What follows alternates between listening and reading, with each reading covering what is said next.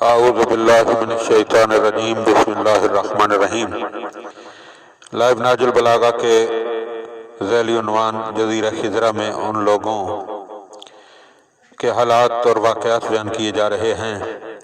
کہ جن خوش نصیبوں نے اپنے زمانے کے امام کی زیارت کا شرف حاصل کیا ہے، اور انہی میں سے محمد کاظم کربلائی کہ جن کے واقعے کے 2 حصے پہلے بیان کیے جا چکے ہیں، اور اس واقعے کا تیسرا اور آخری حصہ آپ صاحبان کی خدمت میں ہدیہ ہے۔ محمد کاظم کربلائی بیان کرتے ہیں کہ آخرکار ملائر کے علماء نے اپنے لیے ضروری سمجھا کہ میرے اس واقعے کو ایران کے مختلف شہروں کے لوگوں کے سامنے بیان کریں، تاکہ تمام لوگوں کو معلوم ہو جائے کہ جو شخص خلوص نیت کے ساتھ اپنے علم پر عمل کرتا ہے اور اپنی ذمہ داری کو انجام دیتا ہے، حضرت ولی اثر ارواح العالمین لتراب مقدمہ الفدا اس پر کس طرح اظہار لطف فرماتے ہیں۔ خلاصہ یہ ہے کہ پہلے آیت اللہ العظمیٰ سید بروجردی کی خدمت میں لے گئے، ان سے تعارف کرایا۔ میں قم میں آیا، آقا نے مجھ سے بہت سے سوال کیے، بالآخر مطمئن ہو گئے کہ امام علیہ السلام نے مجھ پر لطف فرمایا ہے۔ حوزہ علمیہ قم کے بزرگ ترین علماء نے مجھے دیکھا اور تمام نے اس حقیقت کو اپنے ذہنوں میں جگہ دی۔ پھر تاجر حضرات نے مجھے نجف اشرف بھیجا، کربلا معلیٰ اور نجف اشرف کے علماء کی خدمت میں حاضر ہوا۔ چند آدمی اس سفر میں میرے ساتھ تھے۔ ان تاجر حضرات اور علماء کرام کے نام فراموش کر چکا ہوں، لیکن آیت اللہ العظمیٰ آقا میلانی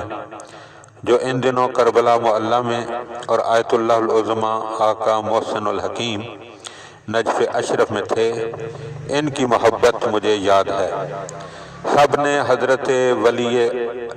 اثر علیہ السلام عجل اللہ فرجہ شریف کے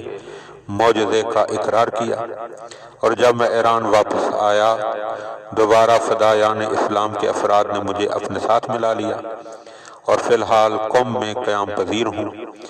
آپ کے ساتھ بیٹھ کر گفتگو کر رہا ہوں۔ یہ داستان تھی میرے حالات کی جو آپ کی خدمت میں بیان کی ہے۔ میں نے اس وقت ان کا شکریہ ادا کیا اور یہ قصہ اسی وقت یاد کر لیا، یعنی لکھ لیا، اور آج لفظ بلفظ یعنی حسن ابتہی علیہ رحمہ فرماتے ہیں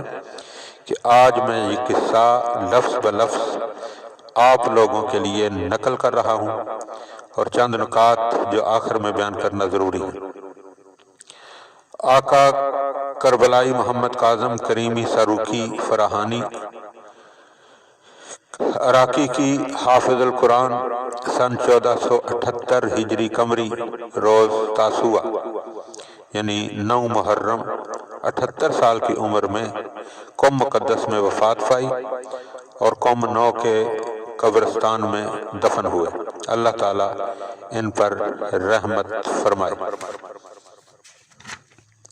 مرحوم آیت اللہ العظمیٰ میلانی نے مرحوم کربلائی محمد کاظم سے ملاقات کے بعد اپنے دستخطوں کے ساتھ تحریر فرمایا، جو کہ لفظ بلفظ درج کر رہا ہوں۔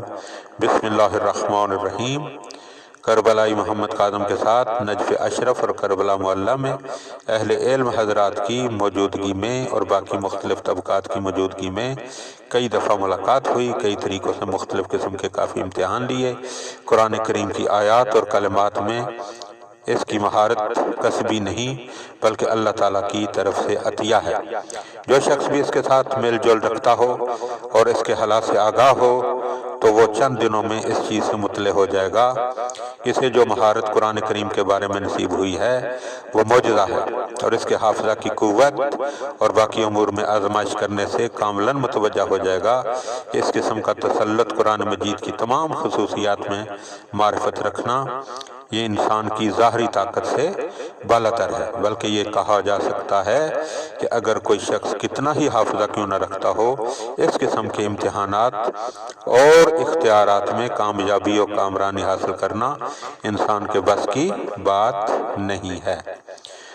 وَهُوَ سُبْحَانَهُ وَتَعَالَى يَهَبُ مَا يَشَاءُ لِمَن يَشَاءُ وَلَهُ الْحَمْدُ،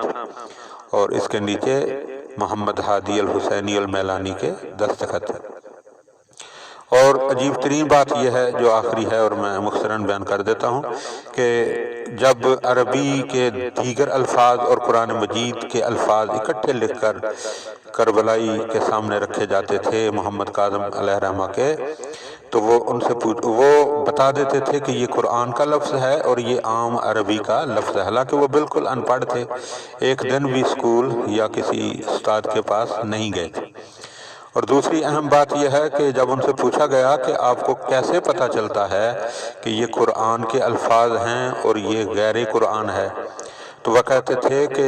جب قرآن کے الفاظ میرے سامنے آتے ہیں تو وہ مجھے چمکتے ہوئے نظر آتے ہیں۔ سبحان اللہ العظیم، سبحان اللہ و بحمدہ،